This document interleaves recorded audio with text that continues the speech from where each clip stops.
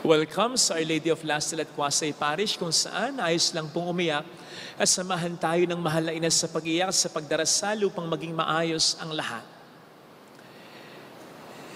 Naniniwala po ba kayo sa impyerno? Dapat. Sapagkat isa yan sa mga pangunahing sinasabi sa atin ngayon ng ating Ebanghelyo. Totoo ang impyerno at wagas, walang katumbas ang paghihirap dito. Hindi nga daw po natin dapat ginagawang biro ang impyerno. Halimbawa yung biro na napunta tayo ng impyerno, pagtinda tayo ng halo-halo. Kasi mainit doon. Kasi kapag napunta tayo ng impyerno, kahit minsan, hindi na tayo makapagbibiro. Hindi nga daw natin dapat dinidescribe ang anumang pangit na sitwasyon bilang impyerno. Di ba? Ganun tayo kung minsan.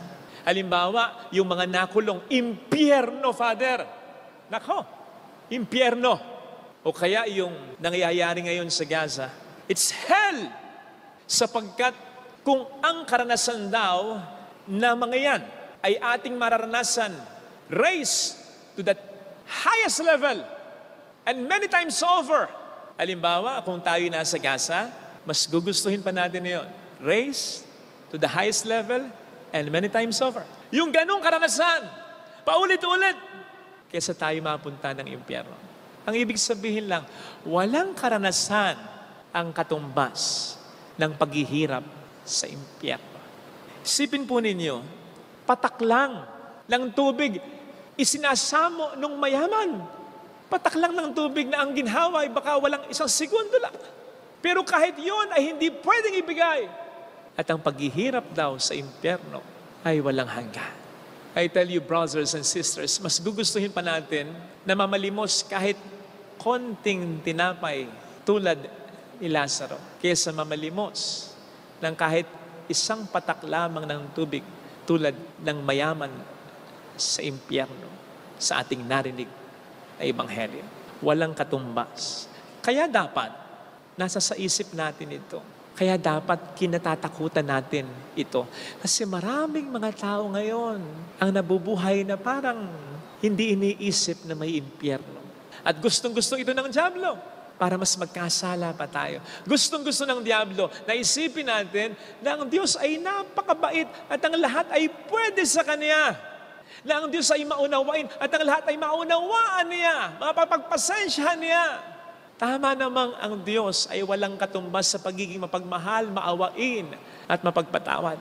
Pero tandaan natin, hindi pwede para sa Kanya ang lahat. Kaya nga may mautos siya. Kaya wag tayong pakasigurado na ang buhay natin ay automatic na kalugod-lugod sa ating Panginoong Jesucristo. Madalas kapag may namamatay, sinasabi natin, siya'y nasa langit na, tahimik na siya, nakapagpapahinga na siya.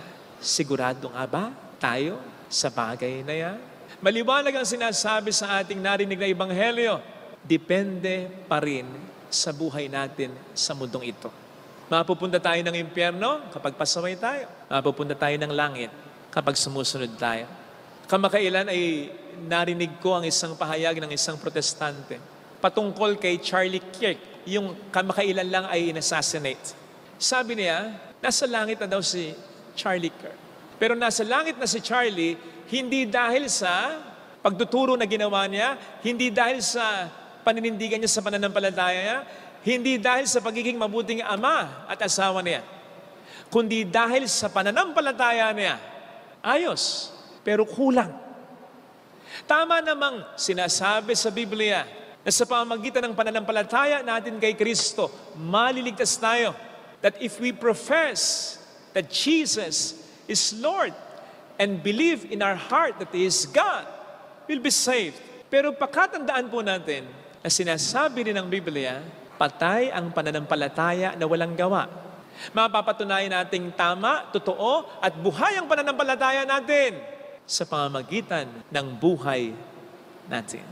At yan po ang pwede nating makita sa dalawang pangunahing tauhan sa ating gospel reading. Una, sinasabi sa atin ang naging buhay ni Lazaro, Buhay ang pananampalataya natin. Totoo ang pananampalataya natin. Kung ito'y nananatili sa kabila ng mga matitinding problema na mararanasan natin. Aminin po natin, pangunahing problema ng pananampalataya, problema. Matitinding problema. Yung makikita mong nagdarasal naman, nagsisimba naman, linggo-linggo, minsan araw-araw pa. Pero pag nagkasakit ng malubha, siya o ang mahal niya, kapag nalugi ang negosyo, kapag namatayan, di naman lahat, pero merong mga ganyan, ang pananampalataya ay nawawala. Hindi ganyan ang buhay na pananampalataya. Madalas nga po kapag may nagko-confide sa akin, yung nagko-confide, humahanap yan ng pagsang-ayon natin Kaya nagko-confide sa atin Pero madalas sa mga nagko-confide sa akin ay nasyashock. Kapag sinabi nilang, dahil sa matinding problema nila, wala na yung pananampalataya nila. Nawala na yung pananampalataya nila. Ang sinasabi ko kasi sa kanila kung bakit sila palagay ko nasyashock. Sa palagay ko, hindi ka naman talaga sumasampalataya. Sapagkat ang toong pananampalataya ay hindi nawawala. Kahit sa gitna ng matinding problema, mas tumitingkad pa nga ang pananampalataya, ang totoong pananampalataya sa gitna ng matinding problema. True faith does not run, it stands. True faith does not shrink, it sticks. And true faith is not about having all our questions answered. It's more about trusting the one who holds all the answers to our questions. It's not asking God to stop the storm in our life. Faith is about trusting God to help us through the storm in our life. Parang payong. Kapag binuklat mo yung payong, hindi naman tumitigil ang ulan, pero nagkakaroon ka ng tapang upang suungin ang ulan. Yun ang pananampalataya. Hindi ito pananampalataya para makuha lang natin mula sa Diyos ang ating gusto. Ito ay pananampalataya na ibigay natin sa Diyos ang kanyang kalooban at gusto. Hindi ito pananampalataya lamang na mawala sana ang ating mga problema. Ito ay pananampalataya na maging matibay pa sana tayo sa kabila ng problema. Yun ang pananampalatayang maghahatid sa atin sa kalangitan. Yun ang sinasabi sa letter to the Hebrews. Faith that pleases God, pananampalatayang nakapagpapangiti sa Diyos. At yun ang pananampalataya na mayroon si Lazaro. Hindi man sinabing nagdarasal siya, hindi man sinabing nagsisimba siya, nagbabasa siya ng Biblia. Ang ipinakita dito, sa kabila ng kalagayan niya, sa kabila ng matinding hirap niya, hindi siya nag-isip, hindi siya gumawa, hindi siya nagsalita ng anumang masama. Ito yung sinasabi kong sobrang hirap, pero hindi sa patalim kumakapit, bagkus sa Panginoon kumakapit. Magtataka pa ba tayo kung bakit ang pangalan niya ay Lazaro? Ang ibig sabihin ng pangalang Lazaro sa wikang Hebreo ay, God is my helper. And true enough, sapagkat kung ang Diyos ang tagapagtaguyod natin, papaanong mawawala o mamamatay ang pananampalataya natin? Sabi nga sa Salmo 54 verse 4, God is my helper, He is my sustainer. Ikalawa, buhay totoo ang pananampalataya natin kung ramdam natin ang kapwa natin, kung may pakialam tayo sa kapwa natin. Dito, lubhang mahirap yung mayaman sa Ebanghelyo. Hindi niya ramdam si Lazaro. Isipin po ninyo, hindi niya tinulungan, hindi niya pinansin, buti pa nga yung aso Natural ba ito? Kayo po ba, kung masarap yung kinakain ninyong pagkain at may nagugutom na tanghod ng tanghod sa inyo, mag-enjoy kayo sa pagkain ninyo? Mabubusog kayo? Kayo po ba, kapag birthday ninyo at masayang-masaya kayo, may video okay kayo, magvi-video okay nga ba kayo habang may naglalamay sa kapitbahay ninyo? Mag-enjoy kaya kayo? Kapag safe na safe ka sa bahay mo at bumabaha, pero nakikita mo ang iyong mga kapitbahay hanggang bewang ang baha, basang-basa na parang sisiw. So, makatulog ka kaya ng mahimbing? Kung ang sagot po ninyo, kilabutan po tayo. Sabi nga kung wala na tayong nararamdamang sakit, magtanong tayo kung buhay pa tayo. Pero kung hindi na natin nararamdaman ang sakit na dinaranas ng kapwa natin, magtanong na rin tayo kung tao pa ba tayo. Lalong-lalo na, magtanong tayo kung Kristiyano po ba tayo. Sapagkat kung tayo tunay na Kristiyano, kung tunay at buhay ang pananampalataya natin kay Kristo, dapat si Jesus ang nasa sa ating buhay. At kung si Jesus ay nasa sa ating buhay, imposible na hindi tayo maawa at gumawa ng paraan para tumulong sa ating kapwang kawawa.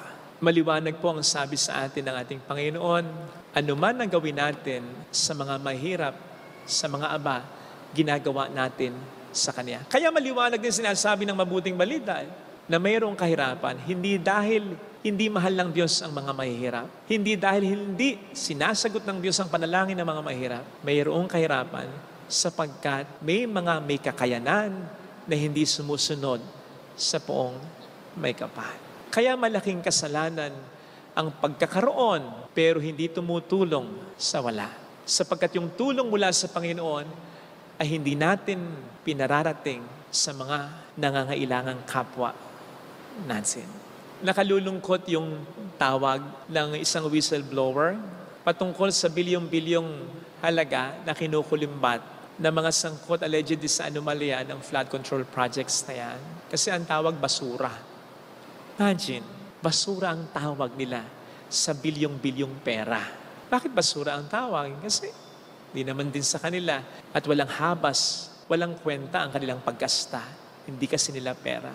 Yung basurang tinatawag na yan, mahalaga yan sapagkat tulong ng Diyos yan sa mga taong lubhang nangangailangan. Kaya ang ipagkait yan sa kanila at aksayahin lang ay isang napakalaking kasalanan. Tandaan po natin na kapag harap natin sa Panginoon, ay itatanong niya sa atin, pinakain ba natin siya? Dinamitan ba natin siya? Inalagaan ba natin siya? Dinalaw ba natin siya? Hindi itatanong kung nagsisimba tayo, hindi itatanong kung nagro-rosaryo tayo, mahalaga ang lahat ng ito. Pero ang pinakapatunay na totoo nga ang lahat ng ito ay kung nagbubunga sa atin ito ng mabuting pakikipagkapwa-tao. Mga kapatid, totoo po ang impyerno. Sana i-check din natin kung totoo, tunay o buhay ang pananampalataya natin bilang mga Kristiyano. Amen. Ilagay natin